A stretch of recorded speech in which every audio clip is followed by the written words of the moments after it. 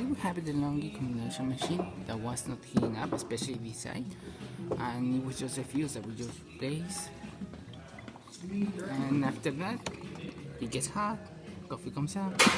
And what happened with this machine was the coffee got spilled inside the filter, and it went straight to the back of the tank over here, and that clogged up the hoses that go straight to the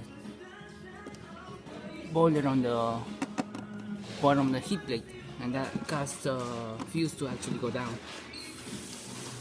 And as you can see, after replacing that, cleaning the whole tank, and putting it all back together, pretty much, it's working fine. The Espresso side is pretty hot as well. And hot water is working.